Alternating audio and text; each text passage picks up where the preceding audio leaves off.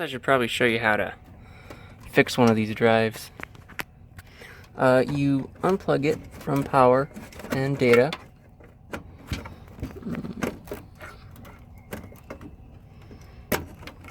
And unplug power. And then you make sure that the drive can be removed. And then I guess I should probably show you what it looked like. It was broken, it was all snapped in half. Basically gonna try to find a replacement tray. Here's the front part, popped it off. The front bezel, popped that off. Gonna replace the tray, pop it back into the unit, and then we'll be done. Take a donor drive, like this, an IDE DVD burner, which probably one day will be worth a bunch of money, but is only about $5–10 now. You open it up and take the tray out. Make sure that the drive you're actually trying to use for parts, make sure the face part actually fits, and make sure that the tray is actually compatible. Because if it's not, then it's a waste of time.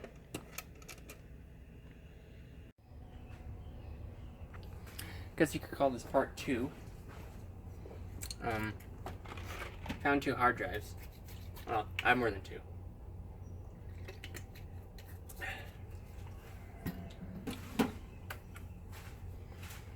This one.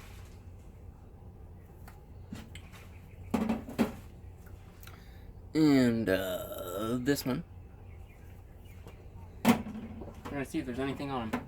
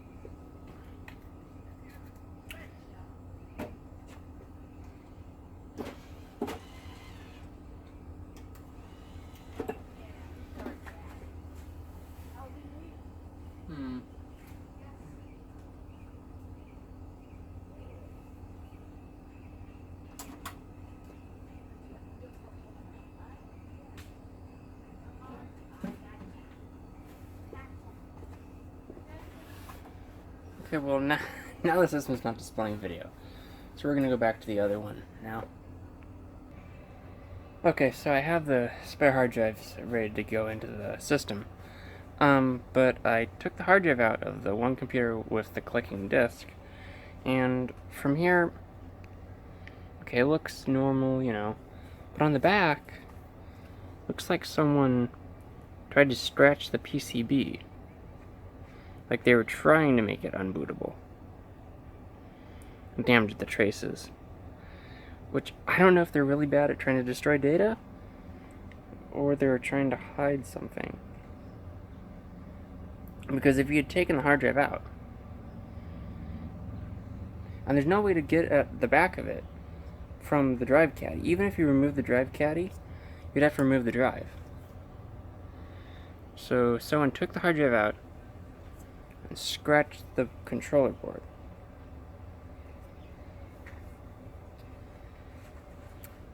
That's suspicious.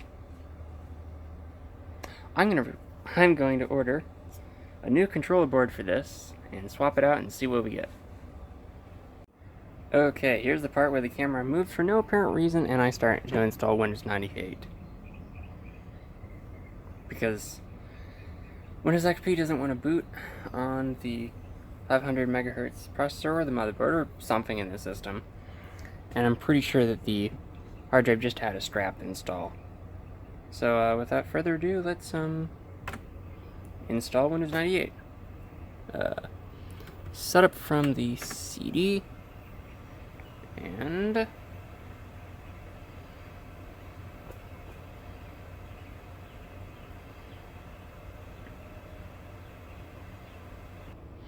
I have a quick mini jump cut, and we have the installer. We're going to press enter to continue. Non-MS-DOS operating system. I mean, honestly, I don't think there's anything important. The drive didn't look like, oh, it's a backup from a family computer. So, I am going to do fdisk.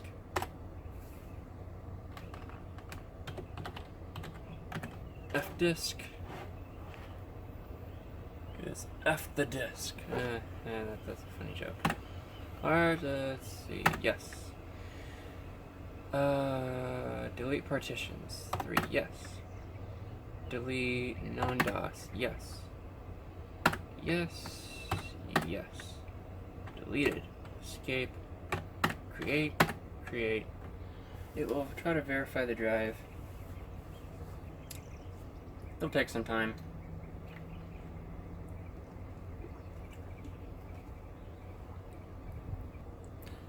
Do you wish to use the maximum available size? Yes.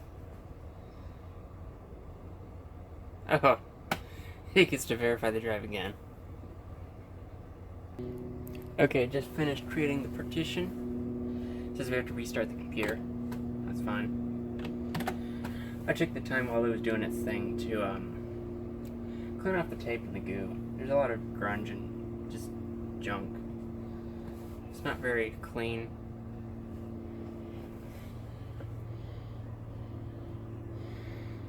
Funny thing is, it's actually, the screen is more readable on the camera than on real life.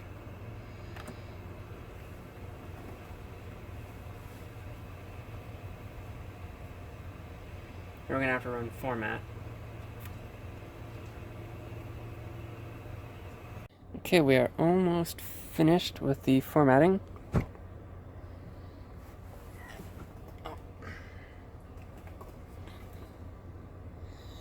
And then on to the fun part.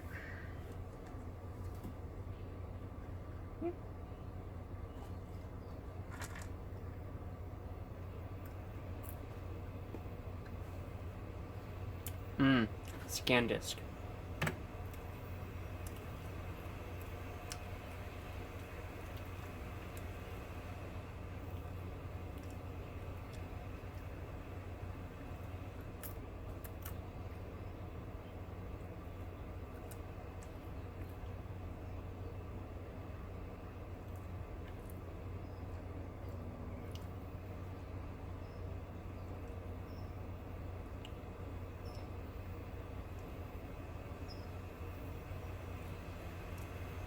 I didn't actually check to see what size the drive was. So, for all you know, it could be like a 50 gigabyte drive. I had Windows XP, so that means it's anywhere from 50 to a couple hundred gigabytes in size. And here we run into a complication.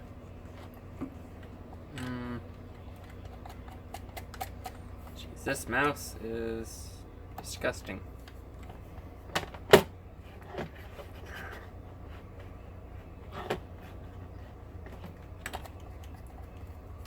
Hold on. Let me just... Oh, God. That is gross. Oh.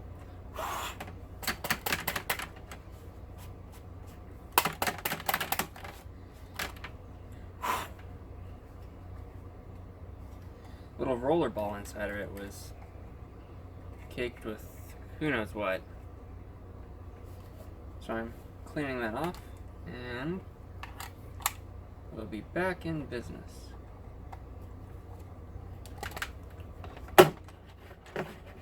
Okay, it's better. Continue. I suspect that there's a ATI Rage or Rage Pro or Rage Max, whatever, in this computer, but I really don't know. There was a sticker that said 8 megabyte video, but I don't know if that's accurate.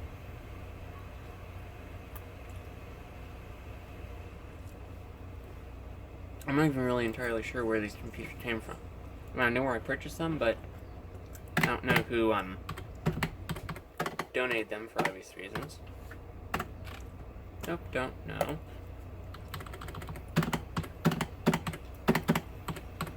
Let's just select everything, because why not? Details, wavetop. Come on. No, I don't need it, but...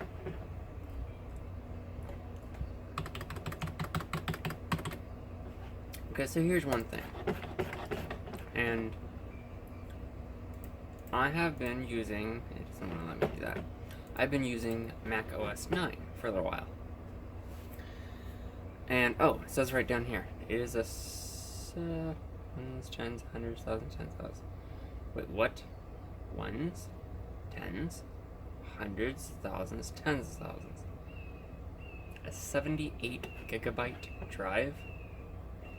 So I put a nearly 100 gigabyte drive in this computer. Well, it's actually pretty fair considering the fact that the other one was 200 gigabytes.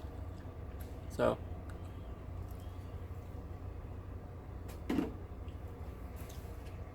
but I'll be using OS 9, and I noticed that to do a full install of Windows 98 of everything, it's 404 megabytes. And to do a full install of OS 9, it's like 800 megabytes. And there's like hardly anything included in OS 9 in the base system. So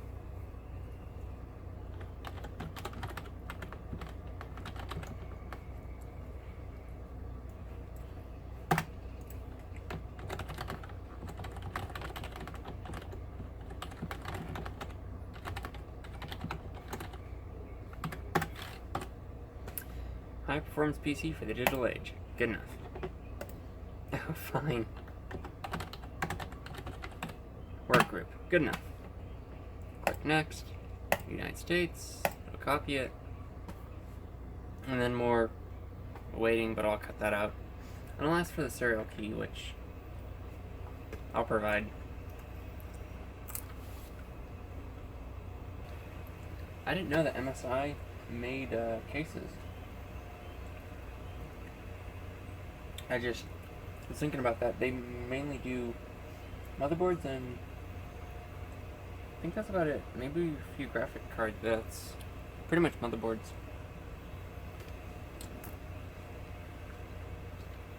I might just combine the two systems.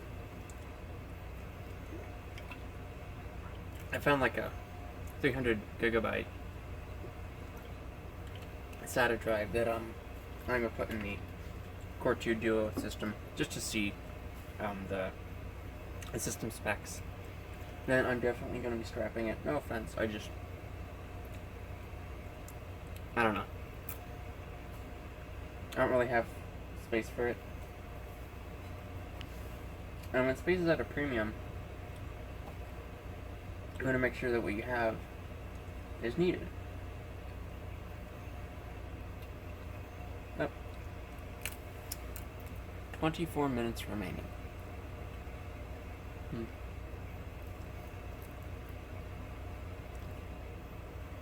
Well, the Windows 98 startup wizard has finished. And no, I'm not going to give you the key. If you really need If you really need a Windows 98 key, you can look on the internet. There's places. Not telling you where. I mean, you can go on eBay and buy one. That's one way. But I'm not going to facilitate a pirated key. I mean, mine's legit. Mine's legal. But sharing it is not legal. So the plug and pray, I'm clever. The plug and play is now trying to detect the hardware. And it might crash. It probably won't, but it might. It might get stuck and be like, oh, I need to restart the computer.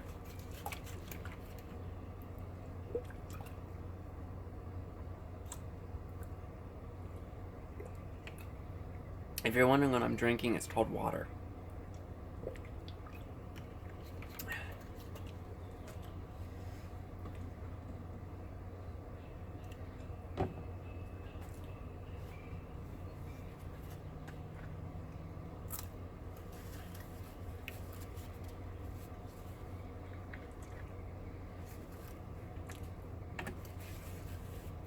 My computer will now restart, and then I'll boot off the hard drive again. Oh, there's some ink or something.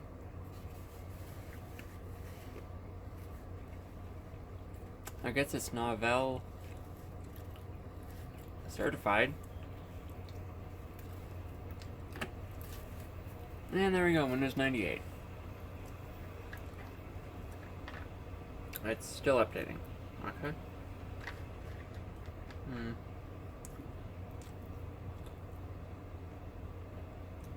Oh, it's still setting up hardware. Okay.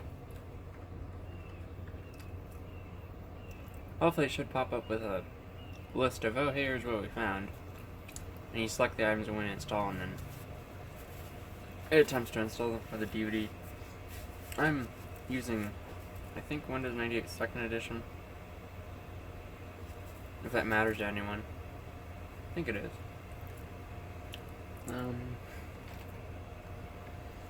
Yep. Windows 98 2nd edition. Right there. And yes, I'm using Windows Gateway OEM copy.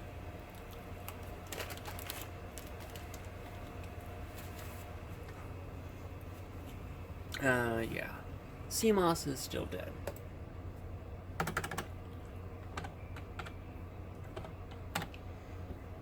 I don't care the date, at least it doesn't, you know.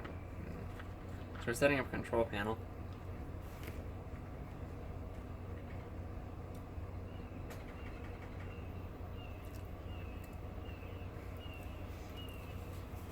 Even if you had something in the floppy drive, it won't install it from the floppy drive.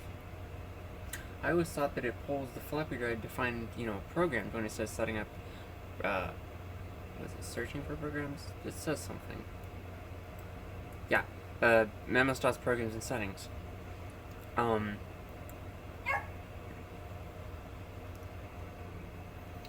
it says setting up programs and settings and it pulls the floppy drive, I always thought, oh, it's looking for potentially, you know, software that's loaded by the floppy drive. Let me load a piece of software.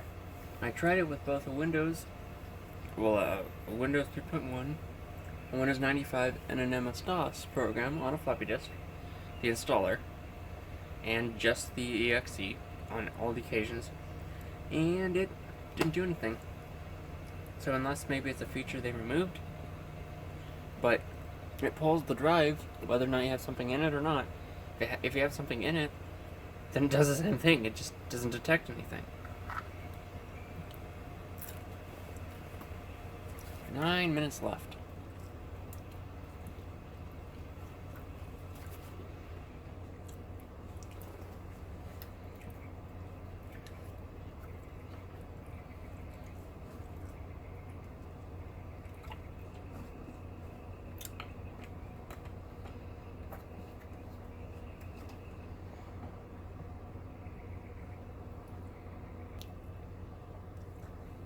I never understood the beige look of computers in the 90s and 2000s.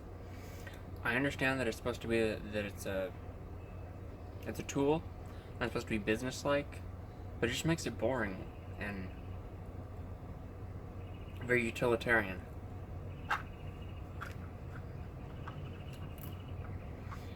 I'm glad that we went away from that style. I like that there are colored cases. I like that they're styling and we have glass side panels and panels with windows, you know, like plexiglass. I don't know, I just really feel sad for the buying choices back then. It was either, do you want a tall beige box or you want a flat beige box? And yeah, there were companies that were trying to do fancier stuff, and yeah, you could paint it. But the majority of the computers out there were all white, beige, or black. It's like you could choose two colors: beige or black. And unless you're like getting the Hot Wheels car, the Barbie car, the Barbie computer.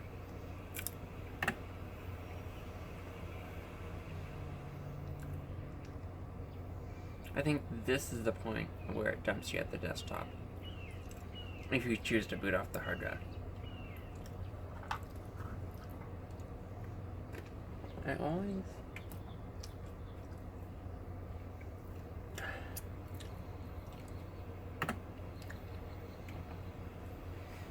always gets out of whack.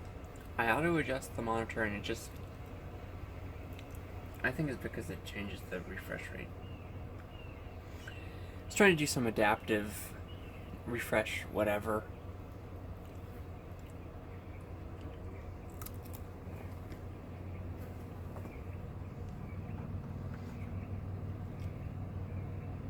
I don't know what sound hardware is in here. I assume some Sound Blaster compatible card. I think it's built in. I mean, I know it's built in. I don't know what chip it is.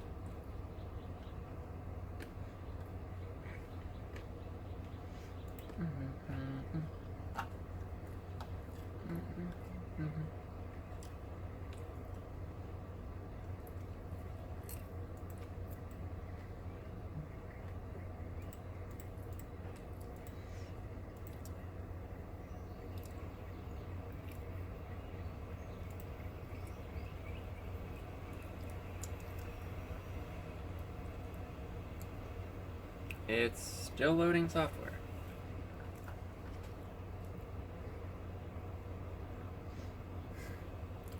I don't remember Windows 98 taking this long to install.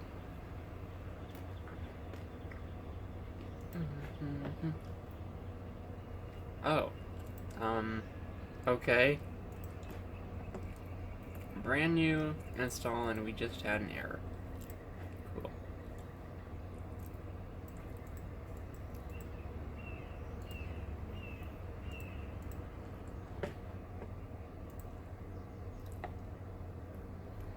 Okay, so it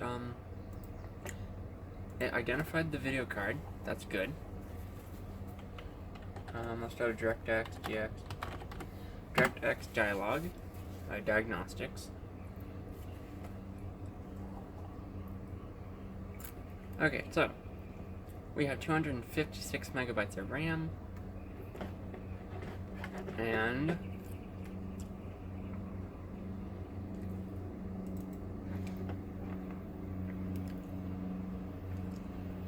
our hard drive is a 70, so it's a 78 gigabyte hard drive.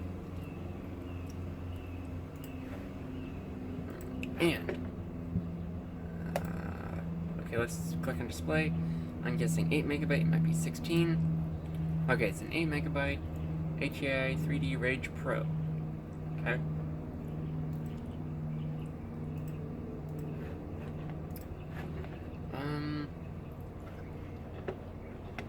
That's not the date. It's not 2020.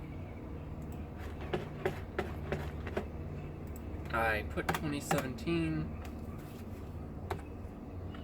No, 20. There we go.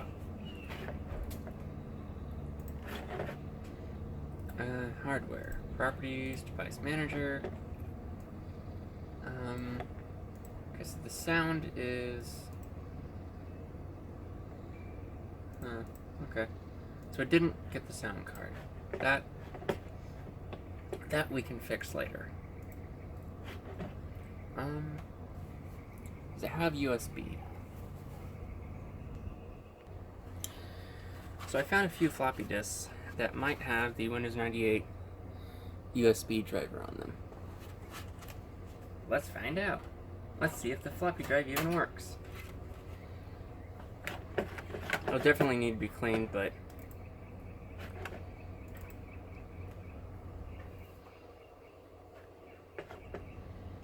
nope. That's my Windows 95 theme pack, which I'll discuss later. What that does, here we go. What that does is it makes Windows 98 look like Windows 95. I actually featured that in one of my videos. The laptop finds video, I think part 2. But here's the USB 3.0 driver. Yes, the USB 3.0 driver for Windows 98. Takes some time to load. Okay. Yes, we will restart our computer. And upon the BIOS screen, we will eject the floppy disk. Okay. And then just wait for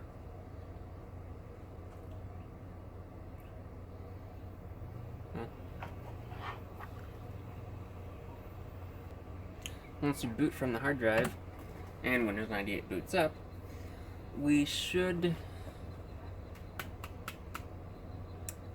see a little prompt telling us to install drivers for the thumb drive. And from there, we'll go and use the drivers. I think I have them on there. If not, then I'll have to grab them. Pretty sure I have them in there.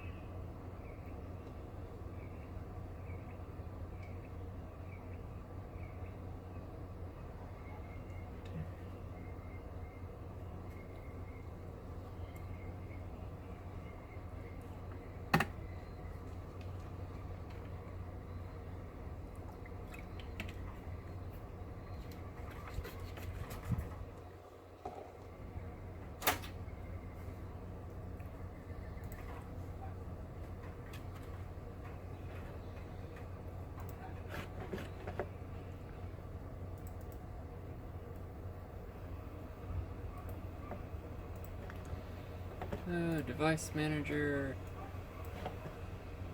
USB drive, reinstall driver. Next, search for a better one. I'll have to poke around and rebuild the driver base. There we go.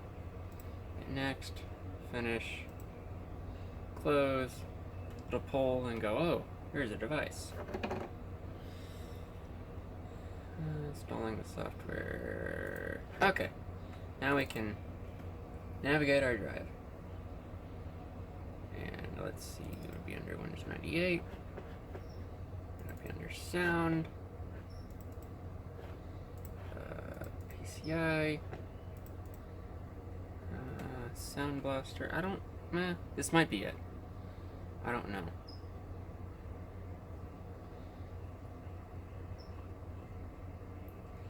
It says Sound Blaster Live.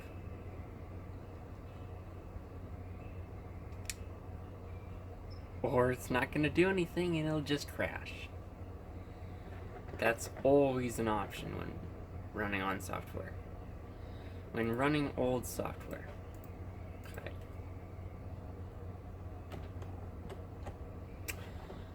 Okay. Copy, paste. Maybe it wants to be run off the hard drive. Okay. Setup is preparing and it fails. Okay.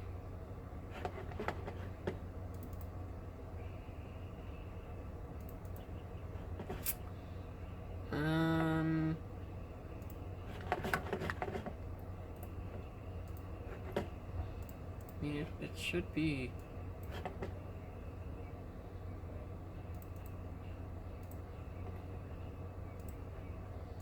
Should be an SB Live. I mean, Sound Blaster. It's sound and video. No, it's sound. Well, it's creative. Creative.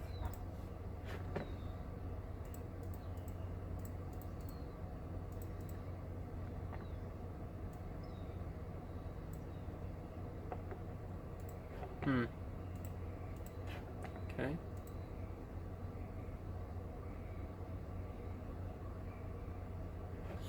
Probably gonna have to go and grab the other one because this does not loads and then it's preparing and then it just crashes. Does nothing. So we're gonna turn the computer off all the way. And then I'm gonna go and see if I can grab a different copy of that and see if that works.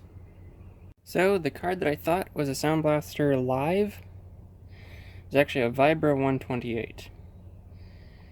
It is a Sound Blaster 16 PCI budget card, typically given to OEMs and system builders, or if you were building a system in the mid to late 90s, early 2000s, you could just go to like CompUSA or Fry's or Circuit City and buy one of these and put it in your computer, because it's Sound Blaster 16 compatible.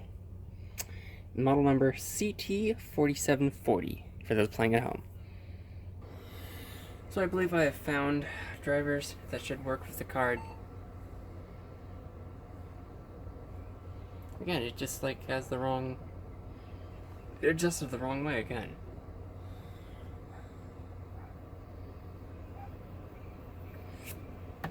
Still have the OEM CD inside. Should probably remove that.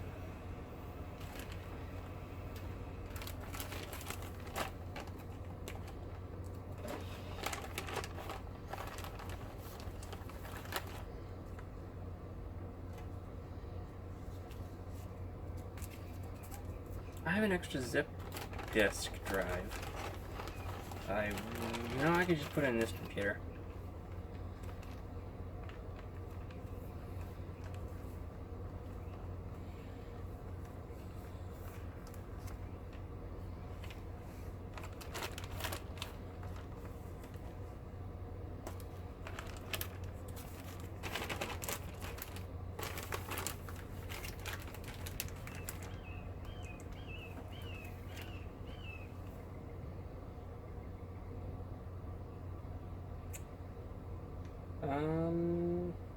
That's not good. A blinking cursor means that it can't find the boot device. Do we not have a boot manager? Okay, I don't know. Okay, well sometimes it is because, who knows. Let's navigate over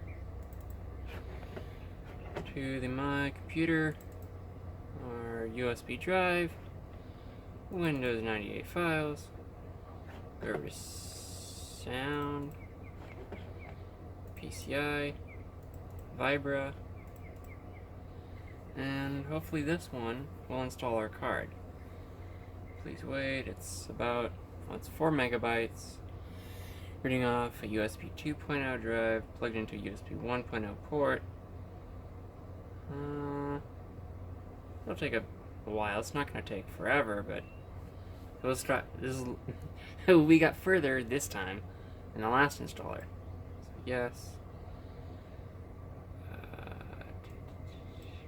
Okay. So yeah, it tries to contact the internet for a web update, even though this is the most recent update available from, I think, 2002. I want to say. Yeah, it's the web. This is the exe is the web update. If you ever used the web update, it would have gone and pulled it from the creative website. Okay, so it found the card. It's installing it. And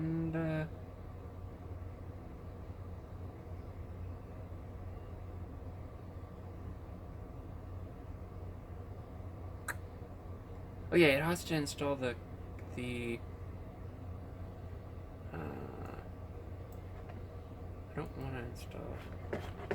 No, I never want to register, because I mean, finish typing. Yes, I would like to restart my computer.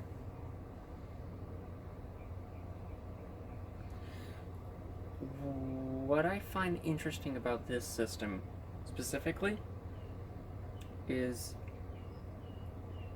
and there's nothing really too special about it. It's not like it's a voodoo card system. It's not like it's a, you know, quantum mega ultra VR 400 bazillion gigabyte system. It's just a run-of-the-mill, middle of the road, semi high-end PC from the 90s, but it was built by someone. It was a custom built by Open. That's probably a company. And that, I don't know, it's just, I need to change that, but I'll mess with that later.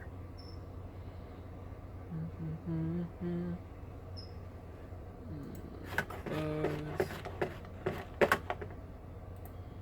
Properties, device manager. And the only thing we should have with a question mark is the network, because I'm not going to bother with that. Yeah, so now we have GamePort is installed, so I can use a joystick. I wonder if that's Ethernet. I didn't actually look at the full specs of the cards in the other system. What I'm gonna do is I'm gonna pause the video and pull the PCI cards from the other system. So I pulled the other PCI cards from the, what I'm pretty sure is going to be the spares computer, and I was pleasantly surprised. Starting with the least interesting but still useful card is a Realtek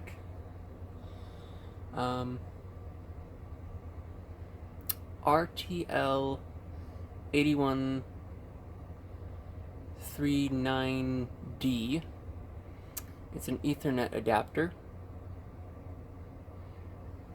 I can use that for networking, transferring files.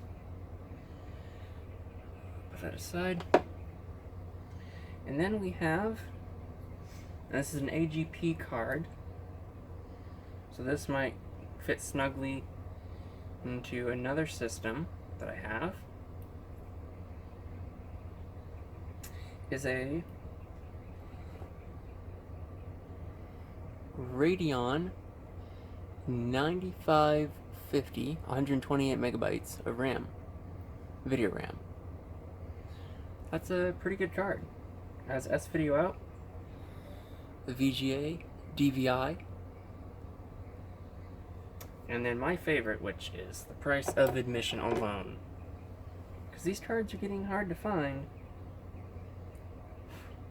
is a Creative Sound Blaster Odyssey 2. This is, I mean, I haven't checked prices, but this is at least a $10 card, maybe more. And for paying $5 for that kind of balances out. I was a little bit annoyed that I paid $10 for the Core 2 Duo. It's not a bad system, but it's not the best system.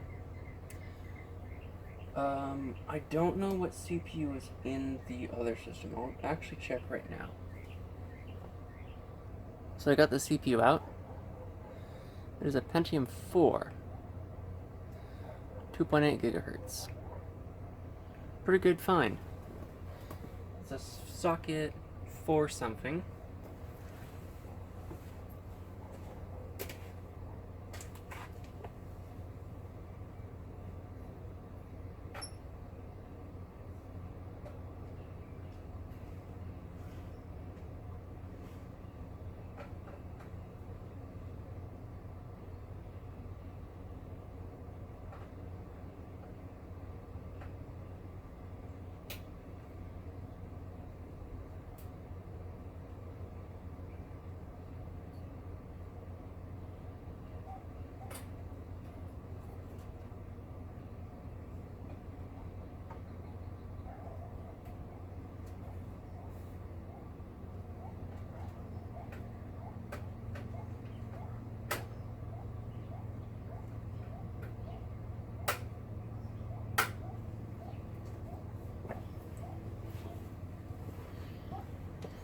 is a socket 478B.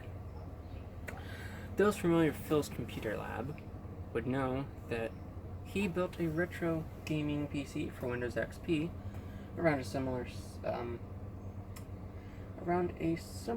platform.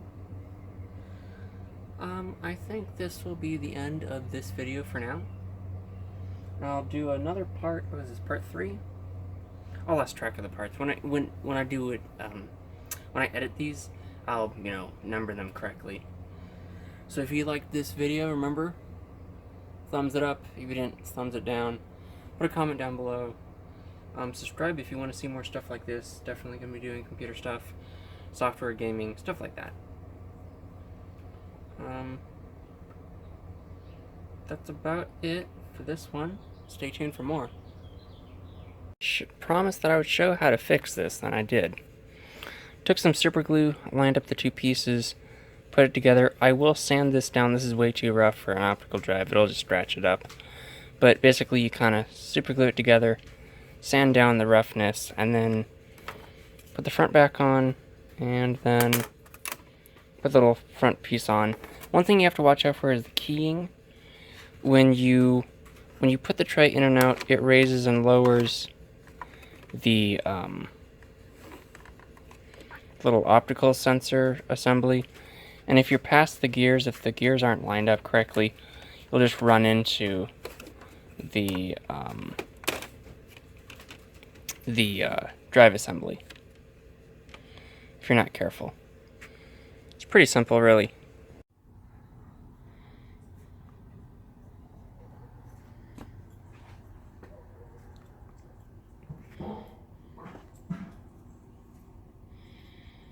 Well, folks, this is the final product. Just need to put the last panel on. Decided to combine all the parts from the other white computer into this one. Have all 3 optical drives. They're all set up. This one's actually a DVD-ROM dual layer.